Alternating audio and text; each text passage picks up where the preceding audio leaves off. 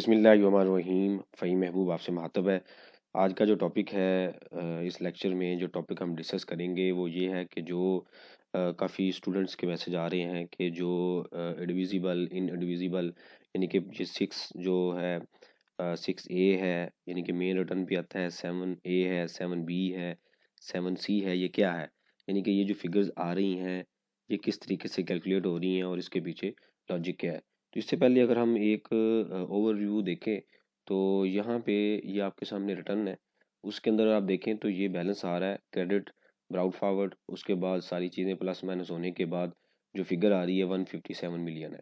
यानी कि 41 ओपनिंग है प्लस यानी कि फॉर द मंथ है और 117 मिलियन ओपनिंग है। और उसके बाद 1.7 प्लस हुआ या माइनस हुआ, क्यों हुआ ये। उसके बाद 4.6 मिलियन, ये क्या चीज़ है। और जो क्रेडिट बैलेंस है 157 मिलियन, ये कैसे आया। बेसिकली अगर हम इन दो चीज़ों को, तीन चीज़ों को, यानी कि 6A से लेके 7C तक, ये जो 5 रो हैं इनको कंट्रोल नहीं करेंगे तो जो हमारा इनपुट टैक्स है वो कम होता जाएगा। और जब इनपुट टैक्स कम होगा तो ये एक तरह की पेनल्टी है। गवर्नमेंट को जब भी हमने कोई चीज़ देनी है तो दो चीज़ें दो तरीक़ों से हम दे सकते हैं, यानी कि टैक्स जब देना है दो तरीक़ों से दे सकते हैं। नंबर 1 कि कोई पेनल्टी है तो हम in the form of cheque या कैश जो चालान है वो जमा करवाएं। नंबर 2 वो चीज़ें, यानी कि वो टैक्स जो हमने गवर्नमेंट से क्लेम करना है। तो इनपुट टैक्स कौन सा टैक्स है, ये वो वाला टैक्स है जो परचेज के ऊपर हमने गवर्नमेंट को दिया हुआ है। और मंथली बेसिस पे जो हमारा आउटपुट टैक्स है उसके अगेंस्ट हमने एडजस्ट करना है। तो अगर आपका input tax with the month of her month में कोई गलतियां अगर हो रही हैं इन 5 हेडिंग में, 5 रो में, तो इसका मतलब ये हुआ कि आपका जो इनपुट टैक्स है वो कम होता जाएगा। तो जब इनपुट टैक्स कम होता जाएगा तो ये भी एक तरह की पेनल्टी है। गवर्नमेंट से आपने फॉर एग्जांपल 117 मिलियन लेना था, या यहाँ पे जो फिगर आ रही है 157 मिलियन है, हो सकता है ये फिगर 160 मिलियन हो, 163 मिलियन हो। तो ये बेसिकली एक मैनेजमेंट है जो भी आप टैक्स का काम कर रहे हैं, आप मैनेजर हैं, असिस्टेंट मैनेजर हैं, या जूनियर हैं, या आप बिजनेसमैन हैं, तो आपने इस रिटर्न को बार बार देखना है और उसके बाद इसका फॉलोअप लेना है। अभी हम सारी चीज़ें वन बाय वन स्टडी करते हैं कि ये क्या चीज़ें हैं और किस तरीके से हम इसको कम कर सकते हैं या फॉलोअप ले सकते हैं। अच्छा, एक चीज़ आपने यहाँ पे याद रखनी है, वो ये है कि ओपनिंग बैलेंस मेरे पास आ रहा है 158 मिलियन, ठीक है। ये inadmissible input in term of section 8A for failure to provide NT and CNAC। अगर आपने रिक्वायरमेंट क्या है कि जो रिटेलर है, यहाँ पे हम याद, रिटेलर की अगर इनवाइस 1 लाख से ज़्यादा है तो उसने CNAC की कॉपी लेनी है, ठीक है। और अगर आप एज ए कंपनी रजिस्टर्ड है, यानी कि एज ए PVT लिमिटेड आप रजिस्टर्ड है, तो फिर ये कंडीशन नहीं है, यानी कि 1 लाख की कंडीशन ही अवेलेबल नहीं है। अगर आप 1 रुपये की इनवाइस, यानी कि एक से ज़्यादा, एक PKR 1 रुपये की भी इनवाइस है और इससे ज़्यादा जितनी भी इनवाइस है तो आपने CNAC अरेंज करवाना है, ठीक है। अगर वो नहीं होगा तो ये जो बैलेंस है यहाँ पे एक फिगर क्रिएट हो जाएगी। फॉर एग्जांपल यहाँ पे हम ज्यूम करते हैं कि ये कोई फिगर नहीं है। अगर कोई फिगर नहीं है तो इसका मतलब ये हुआ कि इसके ऊपर टैक्स भी नहीं है, इसके ऊपर सॉरी, इसके ऊपर पेनल्टी नहीं है, यानी कि सारी जितनी भी इनवाइसेस थी, जो जिस रिटर्न से हमने डाटा उठाया, उन सब ने जो CNAC रेंज किया हुआ है और इसके ऊपर कोई टैक्स नहीं है। अच्छा, उसके बाद आता है indivisible input tax credit in term of section 72A। अब सेल टैक्स का जो एक्ट है उसमें सेक्शन मेंशन है, रीड विद सेक्शन, यानी कि 8A और 72 को हमने कंबाइन स्टडी करना है। वो क्या कहता है, of the sale tax 1990 and disallowance of reduction in output tax, ठीक है। अब इसको एक फार्मूले के थ्रू हम समझते हैं। ओपनिंग बैलेंस था 158 मिलियन, उसके बाद 1.7 मिलियन 7A में बैलेंस आ रहा है, और 7C में जो बैलेंस आ रहा है वो 4.6 मिलियन। अच्छा, यहाँ तक आपने फिगर ये समझना, disallowance of reduction of output tax, ठीक है। इसका मतलब ये है, अगर आप इस फिगर को हम एक एग्जाम्पल के थ्रू समझते हैं कि ये एक फार्मूला अप्लाई किया हुआ है। वो क्या है, ओपनिंग बैलेंस यानी कि 158 मिलियन प्लस 7A है, इसको प्लस किया गया है 1.7 मिलियन। क्यों प्लस किया गया है, यहाँ पे उसने ये कहा है कि इनएडमिसिबल इनपुट टैक्स क्रेडिट, यानी कि जो डेबिट हो, यानी कि जो ऑलरेडी इनएडमिसिबल क्रेडिट हो चुका था, ये क्यों क्रेडिट हुआ था, अब ये क्वेश्चन है। वो क्यों हुआ कि जब हम किसी भी पार्टी को, फॉर एग्जांपल एक पार्टी थी मिस्टर ए, यानी कि आपका एक कस्टमर था, उसके नाम पे आपने क्रेडिट नोट इशू कर दिया, मतलब एक सेल रिटर्न जो है इशू कर दिया, ठीक है। उसके ऊपर जो जीएसटी था ना वो था 1.7, यानी कि 1723659। ठीक है।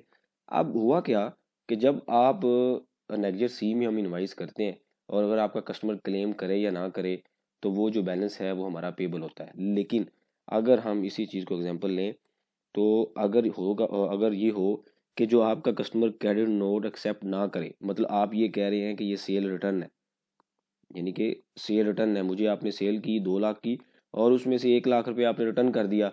अब यहाँ पे गवर्नमेंट ने कंट्रोल बना दिया, गवर्नमेंट ने ये कहा है कि सेल वो एक्सेप्ट करे या ना करे, यानी कि 6 माह के अंदर उसके पास पीरियड है, जो आपका ये कस्टमर है वो उसके लिए चूंकि परचेज है तो 180 डेज में वो एक्सेप्ट कर सकता है। सेल की बात हो रही है, यानी कि इस पार्टी के लिए नेक्स्ट सी है और उसके लिए क्या हो जाएगा ए।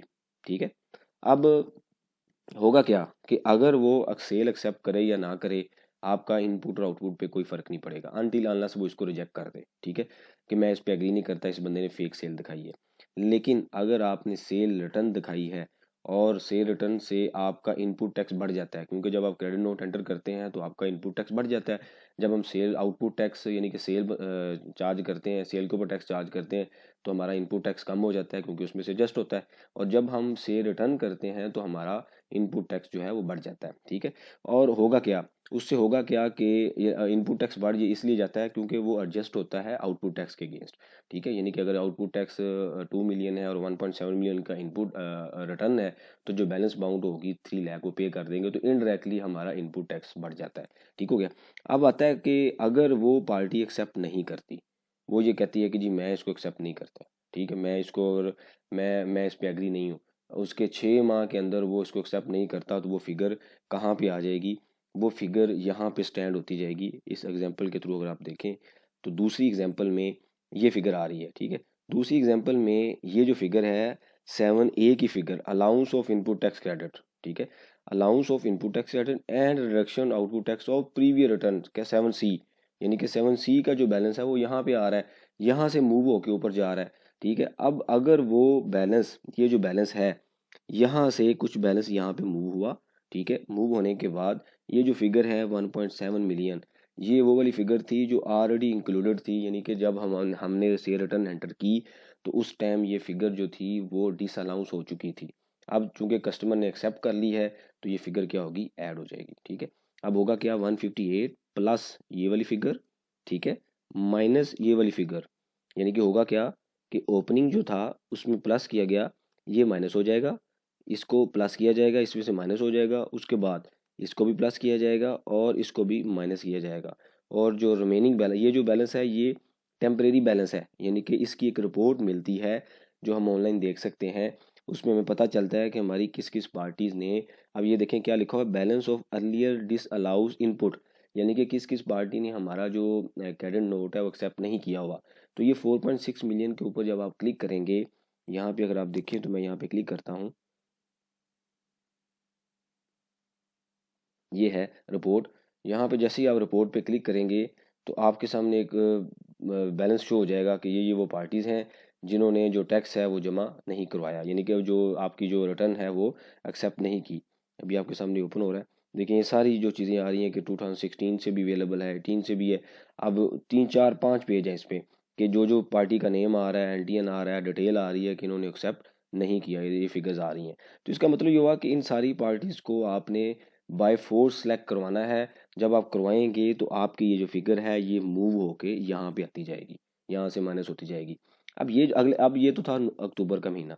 अब अगले महीने में हम देखते हैं, अगर इसी चीज़ को हम बेस बनाएं और अगले माह में आए तो नवंबर के महीने में क्या हुआ। ठीक है, नवंबर के महीने में हुआ ये कि ओपनिंग बैलेंस ये था 115 मिलियन।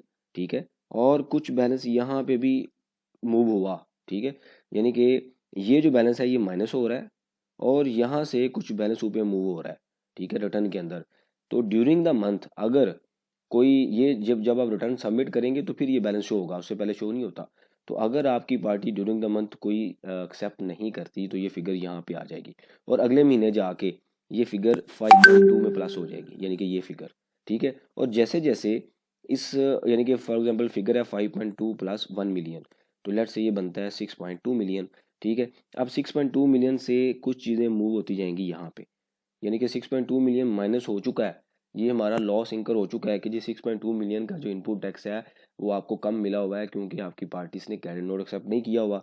तो जैसे जैसे 6.2 मिलियन की फिगर कम होती जाएगी, लेस होती जाएगी, यहाँ से फिगर निकल के यहाँ पे आती जाएगी और वो ऐड बैक होती जाएगी। ठीक है, फार्मूला क्या है, 115 मिलियन, उसके बाद ये जो CNSE वाला माइनस होगा और 7A प्लस हो जाएगा, 7B माइनस हो जाएगा, और जो बैलेंस है ये क्यूमुलेटेड दिखाता जाएगा कि आपका आज तक ये लॉस हो चुका है। ठीक है, तो इसके ऊपर आपने फॉलोअप लेना है। अगर आप फॉलोअप नहीं लेंगे तो ये आपका लॉस है, आपका इनपुट टैक्स कम होगा, और अल्टीमेटली जब आप का इनपुट टैक्स कम होगा तो ये कंपनी के लिए सीधा सा लॉस है। तो जो भी बंदा या जो भी इम्प्लॉई है, जो भी ओनर इस चीज़ को मैनेज कर रहा है, उसकी रिस्पॉन्सिबिलिटी बनती है कि जब वो क्रेडिट नोट एंटर करें, अपनी जो भी कस्टमर हैं उनको कॉल करें, अगर वो एक्सेप्ट नहीं कर रहे उनको गाइड करें, अगर फिर भी उनको समझ नहीं आती तो उनको यूज़र नेम पासवर्ड लेके खुद उनका क्रेडिट नोट एक्सेप्ट करें। ये दोनों के लिए मसला है। कस्टमर ने चूंकि रिटर्न की हुई है, तो अगर वो रिटर्न एक्सेप्ट नहीं करेगा तो उसका स्टॉक ज़्यादा आ रहा होगा और उसका भी इनपुट बढ़ना चाहिए क्योंकि उसने पहले आउटपुट टैक्स चार्ज किया हुआ है, जो इनपुट टैक्स ज़्यादा लिया हुआ है, अब इनपुट टैक्स कम होना चाहिए। तो आपका चूंकि आउटपुट टैक्स पहले दिया हुआ है, तो रिटर्न जब होगी तो इनपुट टैक्स वापस आएगा, आउटपुट टैक्स आपका कम हो जाएगा। तो इसीलिए दोनों के लिए विन विन सिचुएशन है, उसके लिए भी टैक्स के मसले हैं, आपके लिए भी मसले हैं। तो ये आपने लाजमी इस तरीके से फॉलोअप लेना है, और ये जो इसके पीछे लॉजिक है वो इस लॉजिक के मुताबिक चलता है। मैं दोबारा रिपीट करता हूँ कि 6A माइनस होगा, ठीक है, 7A जमा होगा ओपनिंग बैलेंस में, उसके बाद जो 7C है ये जो है ये माइनस होता जाएगा। ये कब आता है, ये फॉर द मंथ जो आप क्रेडिट नोट एंटर करते हैं उसमें से अगर कुछ सिलेक्ट नहीं करता तो ये फिगर यहाँ पे आती है। और ये फिगर बाय द वे जब आप रिटर्न सबमिट कर लेते हैं तो उसके बाद मेन पेज पे शो होती है, उससे पहले आपको डाटा नहीं दिखाता क्योंकि इसके पीछे क्रस्ट है और वो सिस्टम ऑटो चलता है और फिर उसके बाद फिगर लेके आता है। और ये जो फिगर है ये क्यूमुलेटेड आती है, जैसे जैसे यहाँ से कस्टमर सेलेक्ट करते जाएंगे, आप फॉलोअप लेते जाएंगे, ये फिगर यहाँ पे मूव होती जाएगी। यानी कि इस फिगर में 7A में, और 7A चूंकि ये 4.6 माइनस हो चुका है और 7A प्लस होता जाएगा, यानी कि आर्जी तौर पे इनपुट टैक्स माइनस होगा, जैसे जैसे एक्सेप्ट होता जाएगा ये बढ़ता जाएगा। अब हम आते हैं कि जी जो नया पोर्टल है उसके ऊपर ये कैसे कर रहा है। तो ये आपके सामने मैंने एक ओपन किया है, नए पोर्टल का टैब है, सेम उसी तरीके से काम कर रहा है, कोई इसमें चेंजिंग नहीं है। ये आपके सामने क्रेडिट आ रहा है, 6A है, 6, और उसके बाद जो 7A है, 7B है, 7C है, और ये बैलेंस आ रहा है। ठीक है, तो इसमें कोई डिफरेंस नहीं है, दोनों रिटर्न सेम है, कोई इसमें इशू नहीं है, उसी लॉजिक के मुताबिक आपने फॉलो करना है। अब जो लोग ये पूछ रहे हैं कि जी बैलेंस किस तरीके से आता है, क्यों कम हो रहा है, क्यों हो रहा है, तो उसकी ये रीज़न है। ठीक है, अगर आप CNSE नंबर मेंशन नहीं करेंगे तो ये फिगर डायरेक्ट माइनस हो जाएगी और कभी भी रिकवरेबल नहीं है, याद रखना है। ये एक बार अगर माइनस होगी तो रिकवर नहीं होगी, ये फिगर तो एक बार माइनस होगी और यहाँ पे आपने फॉलोअप स्ट्रॉन्ग रखा, उस पार्टी से गपशप लगाते रहे, उनको फॉलोअप करते रहे, तो ये फिगर अभी माइनस हो रही है लेकिन फॉर द टाइम जो आगे फ्यूचर में अगर आप फॉलोअप रखेंगे तो ये कम होती जाएगी। तो आपकी मैनेजमेंट यही है कि आप इस फिगर को कंट्रोल में रखें, फॉलोअप रखें, क्योंकि जब तक फॉलोअप नहीं होगा ये चीज़ें स्ट्रॉन्ग नहीं होगी, ठीक नहीं होगी। तो मेरे ख्याल में अब ये काफ़ी लंबा लेक्चर हो गया इस चीज़ के ऊपर। और उसके अलावा अच्छा जो भी चीज़ें हैं वो अक्सर मैं देखता हूँ कि जो स्टूडेंट्स हैं या जो भी हमारे चैनल को देख रहे हैं वो पूरा लेक्चर नहीं देखते और उससे रेलिवेंट नीचे क्वेश्चन डाल देते हैं। तो मैं उससे ये रिक्वेस्ट करता हूँ कि अपना भी टाइम बचाएं और मेरा भी, क्योंकि काफ़ी इसमें मेहनत होती है, सिंपल सी चीज़ नहीं है आपके सामने, काफ़ी इसके ऊपर वर्किंग होती है, आइडिया आता है, उसके बाद उसको रिकॉर्ड किया जाता है, फिर एडिट किया जाता है, अपलोड किया जाता है। तो इतना ईजी काम नहीं है, एक सिंपल लेक्चर बनाने के लिए मेरा काफ़ी टाइम लगता है इसके ऊपर। और मेरी यही सजेशन है कि पहले लेक्चर को पूरा देखा करें, अगर नहीं समझ आती दोबारा देख लिया करें, अगर फिर भी समझ ना आए फिर आप कमेंट्स बॉक्स में मेंशन किया करें, फिर मैं उसका आंसर करूंगा। अदरवाइज़ ये होता ही है कि लेक्चर पे भी मैं एक्सप्लेन करता हूँ, वहाँ पे भी हम टाइम लगाते हैं, लेकिन कमेंट्स बॉक्स में आप दोबारा मैसेज करते हैं जिसकी वजह से मेरा और आपका दोनों का टाइम ज़ाया होता है। तो मेरे ख्याल में अब ये चीज़ें आपको क्लियर होंगी। अगर इससे रिलेटेड कोई सजेशन हो, क्वेश्चन हो, तो तब आप कमेंट्स बॉक्स में मेंशन करें, मैं कोशिश करूँगा उन सब का रिप्लाई करूँ। थैंक यू वेरी मच, जज़ाकल्लाह।